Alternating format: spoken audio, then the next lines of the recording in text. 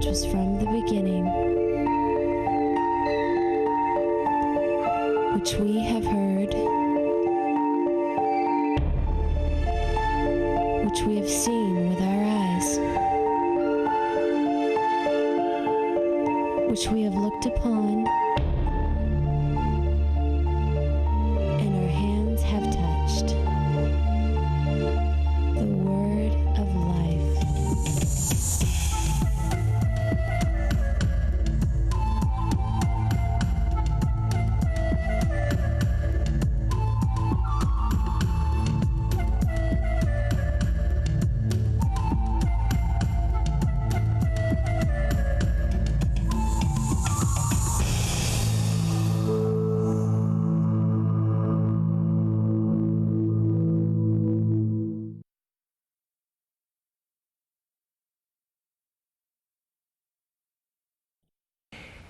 Have you ever felt like you knew what would bring you joy and meaning in life? We come to the book of Ecclesiastes, and this is a man who has tried it all. He's looking for meaning and satisfaction in life. Now, this is the fourth of our 5 books of poetry. You remember the first book was Job, and it looked like it was a book about the suffering of men, but it was really about the sovereignty of God. God is sovereign over man. And then we had the Psalms, where man was worshiping that sovereign God. We came to the Proverbs, where we had the wisdom of God given to man so that we could live godly lives in an ungodly world. Now we come to Ecclesiastes, and it's dealing this way, where we're looking for a life of meaning. And next week we'll look at the Song of Solomon, the last book of poetry, which is a life of intimacy. If you want to open with me, Ecclesiastes chapter 1, verse 1. We see right off the bat that no name is given. It says it's the word of the preacher, the son of David, king in Jerusalem. This is Solomon. It's pretty much agreed that Solomon wrote this, and as you study the book, you'll see that he was wiser than anyone else. He was richer than anyone else. Solomon is the one who was the son of David and king in Jerusalem. Jewish tradition says that Solomon wrote, the first book he wrote, the Song of Solomon, when he was a young man.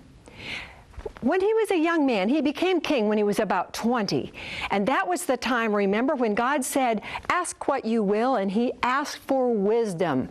He said, I don't know how to rule these people. I need wisdom. And God was so pleased with that request. He said, because you didn't ask for honor or riches, I'll give you honor, riches, and wisdom. He wrote that book when he was young. He wrote the Proverbs when he was mid-age. Now, he was wise. He was the wisest man who ever lived. He was so wise that when 2 women came to him with 1 live baby and they both claimed it, remember what he did? He said, cut the baby in half, knowing that the real mother would say, she can have it. Wise man. He wrote the Proverbs in his mid-years, but the book of Ecclesiastes he wrote in his old age. And we know what happened to Solomon. God said there were 3 things that kings were not to do. They were not to multiply horses, gold, or wives. He did all 3.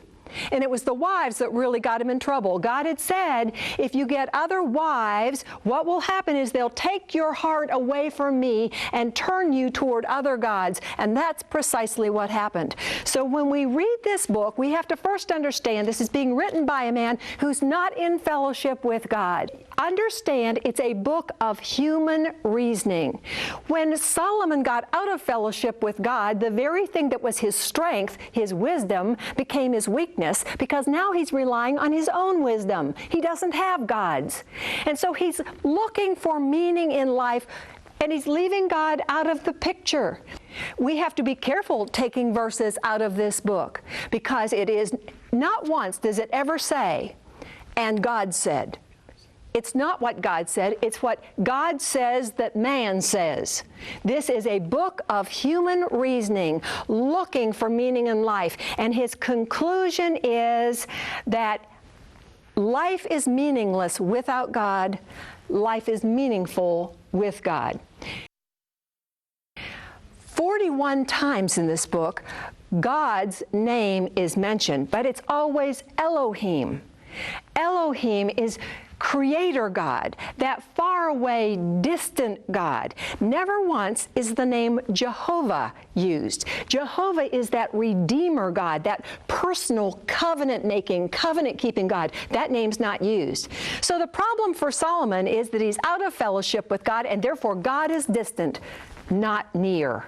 He even says, God is in heaven, man is on earth. God is far away. All right, come with me to chapter 1, verse 2. And he says, vanity of vanities, says the preacher, vanity of vanities, all is vanity. Well, that doesn't sound very pleasant, and it really isn't, because the word vanity doesn't mean to look in the mirror and say, aren't I great? It means empty, futile, and meaningless. And the fact that he doubles it means he's saying life is empty, empty, futile, futile, meaningless, meaningless. He first says, and if you want to fill in your workbook, the first W, and there are a list of W's that he goes through, the first one is wisdom. And he is seeking wisdom. He's relying on wisdom to make him have meaning in life. But as we go through this first chapter, he actually knows something about science that scientists just discovered a few years ago, and he talks about it, that the rivers run to the sea, and the sun shines and evaporates the water, the winds blow it inland, the rains come down, and it runs to the sea. But his conclusion about all that wonderful scientific truth in verse 8 is, it's wearisome. How monotonous. Life is just a bunch of cycles. The sun goes up, the sun comes down. And for that reason, in verse 9, the middle of it, he says, there's nothing new under the sun. He goes on to say, if you think there's something new, it's just because you have a poor memory. So all these cycles of science are just tiring to him. There's a couple other phrases, and you might actually take a marker and mark with different colors the repeated phrases in this book, because 37 times he uses the word vanity. He uses the word under the sun over 30 times. And he says, I said to myself, or I have seen. He says that a lot, because remember, this is a book of human reasoning. I said to myself. So in verse 16, I said to myself, behold, I have magnified and increased wisdom more than all who were over Jerusalem before me, and my mind has observed a wealth of wisdom and knowledge. I set my mind, but he goes on to say, it was like striving after wind. There's just that picture of grabbing for something and you never get anything. And he goes on to say in verse 18, because in much wisdom there is much grief, increasing knowledge results in increasing pain. So his conclusion in all that is wisdom didn't do it. In chapter 2, he tries 4 more W's. You might write the next 2 in your workbook. The first one is wine, and the second one is works. And it's in chapter 2 where once more in verse 1 he says, I said to myself, I will test pleasure, enjoyment, but it too is futility. I said of laughter, it's madness, and of pleasure, what does it accomplish? I explored with my mind how to stimulate my body with wine. Okay, he's trying entertainment, pleasure, enjoyment. Think of the money we spend a day on entertainment. Billions of dollars. And yet he says, what does it accomplish? Now, I like to go to the games, and it's all fun, but if you're looking for your answers there, like Solomon, there was no meaning in it. The next thing he tried were works. Verse 4, I enlarged my works. I built houses for myself. I planted vineyards for myself. I made gardens and parks for myself. I planted fruit trees and had ponds of water for myself. Did you hear something repeated there? For myself. Now we see another problem that happens when we're searching for wisdom and pleasure or wine and works. It's all for ourselves. And that was the problem. He's not looking for others or to others. He's looking for himself. It's all self-centered. So 2 problems he has. God is distant far away, and he's living life for himself. The Christian principle is to get, you have to what? Give. To live, you have to die. And he hasn't found that. The next two W's he tries are wealth and women. In verse 7, he says, I bought male and female slaves, flocks and herds. I had silver and gold. I had the treasure of kings. I provided it all for myself. Twice he says myself. What he's telling us is, as far as wealth goes, money, he had it. He had the treasury of kings. Maybe he had jewels, crown jewels, and I assume that's what he had. He has all kinds of money. He has male and female singers. We'd call this guy cultured. He has his own opera company. He has his own art collection. And then he says, and the pleasures of men, many concubines. So he has tried women. He's tried it all. But look at verse 17. Now, right above this, he says there's a problem. We're all going to die. The fool is going to die just like the wise man will die. The rich man will die just like the poor man will die. And that really bothers him. So in verse 17, his conclusion is, I hated life. For the work which had been done under the sun. Now that tells us where this book is taking place. This book is not taking place in Canaan or Persia like our past books. This book is taking place under the sun. Here on earth. This applies to all of us. This book is for all of us.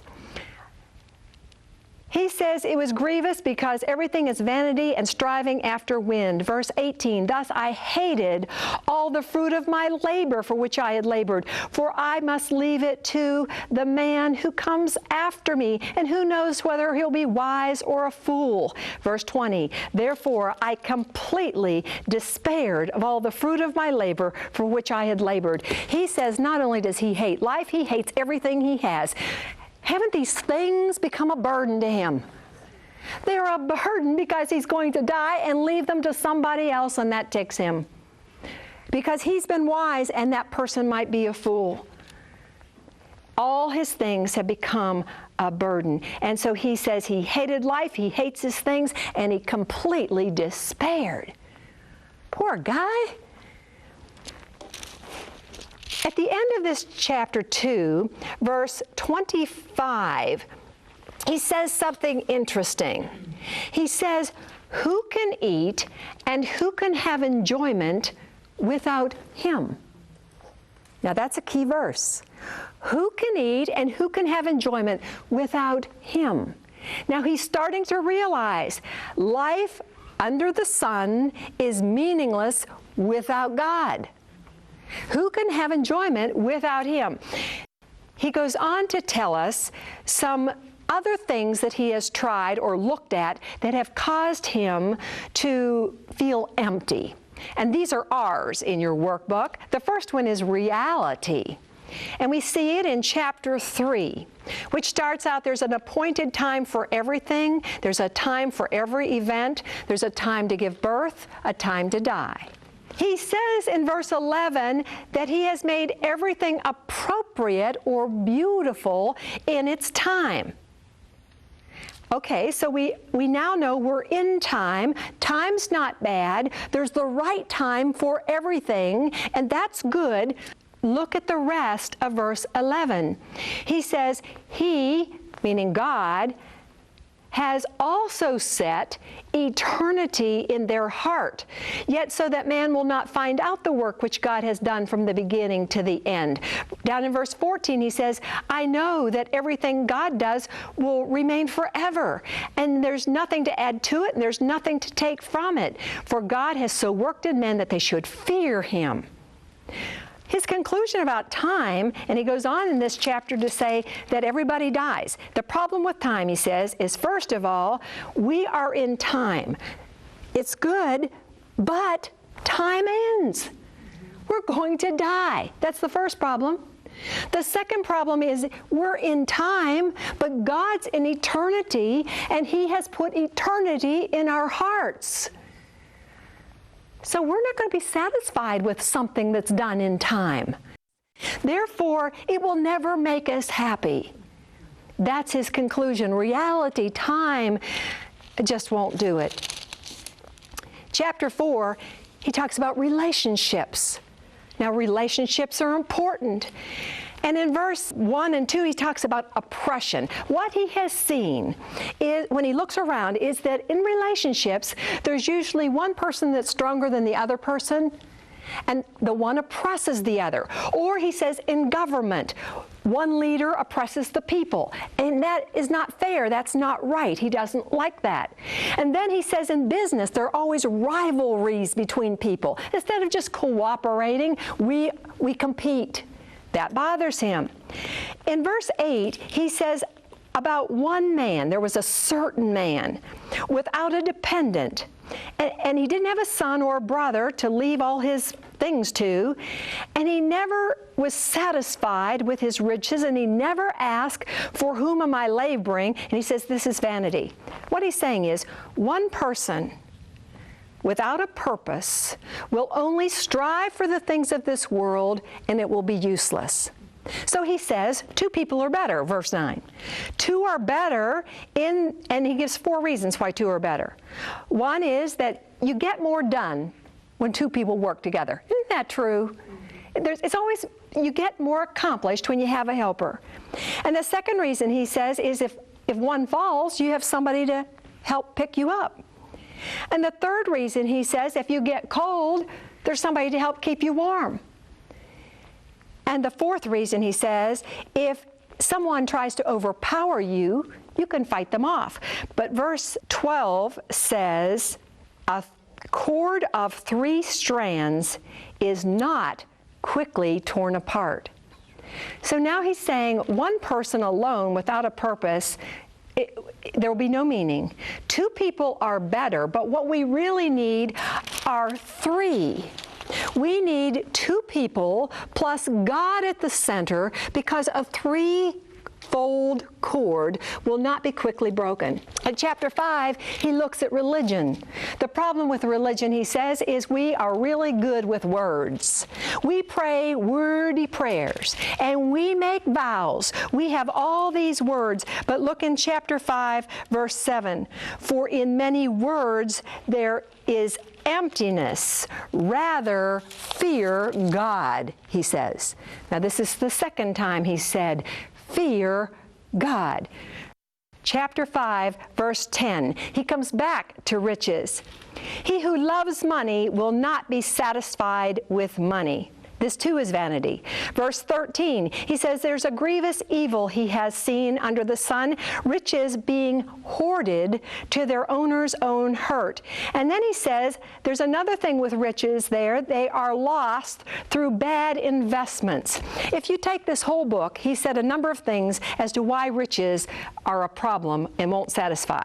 He says, first of all, up there in verse 10, they just don't satisfy.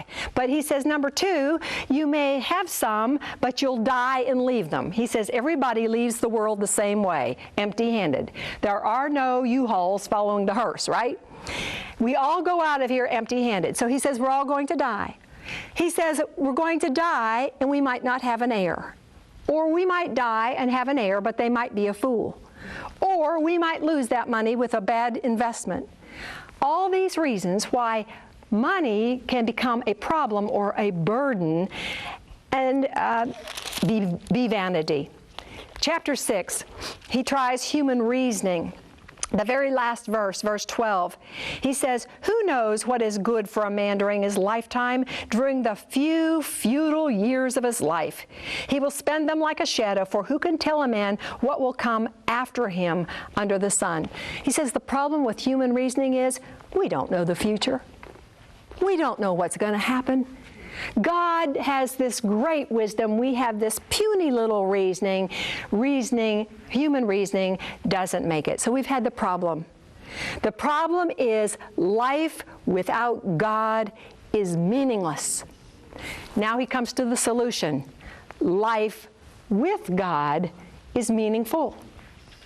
In chapter 7, verse 13, he says, consider the work of God, for who is able to straighten what he has bent? Of course, the answer is, if God bends something, who can straighten it? Nobody. He's telling us God is in control, man is not. And there are a lot of verses in this book that will say that. Man is not in control, but God is. The next verse, he says, verse 14, in the day of, this is chapter 7, verse 14, in the day of prosperity be happy, but in the day of adversity consider God has made the one as well as the other, so that man will not discover anything that will be after him. His second problem is not only is he not in control, but he doesn't know the future, but God does. God has everything under his control. So his conclusion in chapter 8, once more, he comes back to fear God. Fear God. In chapter 9, he talks about enjoying life. God is in control, man is not. God knows the future, man does not. God gives enjoyment. Things and pleasures do not. He says in this book there are 3 things we're supposed to enjoy. Now, I said we have to be careful not to make a theology on this book. But we can compare Scripture with Scripture, and I think he's got some good points here. He says, first of all, enjoy your work. Well, we know that God gave man work in the garden before there was ever sin. And I think there was to be great pleasure for Adam to care for that garden. We are to enjoy the work God gave us. We're to enjoy our wealth. It is a gift from God. He gives it to us to be used. Remember how David said, all that I have is His, and he willingly gave it back. He used it. He enjoyed it. I think there's a point to that. In chapter 9, verse 9, he talks about enjoying life with the woman you love all the days of your fleeting life, for she is your reward. Have you all ever thought of your husband as a reward to be enjoyed? Wouldn't that put a nice spin on marriage if we thought that this person was a reward from God and we were to enjoy each other? What a wonderful thought. And I think that is something we can take from this book. He ends this book by really encouraging young people to get hold of this idea that we need to enjoy our Creator. In chapter 11, verse 9, he says, "Rejoice, young man, during your childhood. Let your heart be pleasant during the days of your manhood." He says, but know that God is going to bring you into judgment for all these things. Then in well, actually, he goes on to talk about because childhood and the prime of life are fleeting. You know, I'm 60 years old. Where did it go? How did I get to be 60? I always thought people who were old, 60 were really old. And now I am there. Chapter 12, verse 1, he says, "Remember your Creator in the days of your youth, before the evil days come, and you have no delight in them." He's challenging young people. And I know that all of you young people will not identify with the rest of this chapter because it gives a beautiful allegory. This is poetry. And you'll see the poetry in chapter 12 where he really gives a picture of old age. But he's saying, young people, before you get there, be wise enough to focus on your Creator and enjoy life because it is fleeting, and it is. You'll have to read chapter 12 because it's fabulous. He says things like, in verse 3, "The grinding ones stand idle because they are few." He's describing our teeth. He says, "Those who look through windows grow dim," our eyes. You've noticed how I've been going like this today? He says, "The almond tree blossoms." He's talking about white hair. And I love this one, "The grasshopper drags himself along." Don't you get that picture? As young people, we're just like a grasshopper hopping, and then we get old, and we're just kind of dragging ourselves along. But he's saying God gives life meaning. He gives us our life meaning because we are to enjoy it. He's in control. He knows the future. We are to enjoy our work, our wealth, our wife. We're to enjoy our life because it's fleeting. But God not only gives life meaning, God gives death meaning. And He tells us about that in chapter 12, verse 5. The second part of the verse, He says, "For man goes to his eternal home." Isn't that fabulous? Death is going home. And He goes on in verse 7 to say, "Dust will return to the earth as it was, and the spirit will return to God who gave it." So death is two things. It's going home, it's returning to God. Yes, our bodies will go to the dust, but we'll be going home. In verse 11, he tells us why this book of human reasoning was included in the Bible. "The words of wise men are like goads. They are like well-driven nails. They are given by one shepherd." It's as though Jesus, our shepherd, has given us this book as little pricks for us to look at our lives and say, where am I looking for my satisfaction? Where am I looking for meaning? It's to encourage those young people to think that life is fleeting. God is going to judge it. Let's enjoy. Let's let Him be the center of it. His final conclusion in verse 13, he says the conclusion when all has been heard is fear God and keep His commandments because, now my version says this applies to every person, but the meaning of that is because this makes man whole. If you want to be a whole person, fear God and obey His commandments. Jesus is the only one who can fulfill this kind of meaning in life. Remember in John 10:10, He said, "I have come to give you life and to give it abundantly." He's the only one who can give a full, abundant life. Don't find yourself in this place as the writer of this book, searching for meaning without God. This book has said to us that life under the sun, S-U-N, has no meaning. Life under the Son, S-O-N, has great meaning.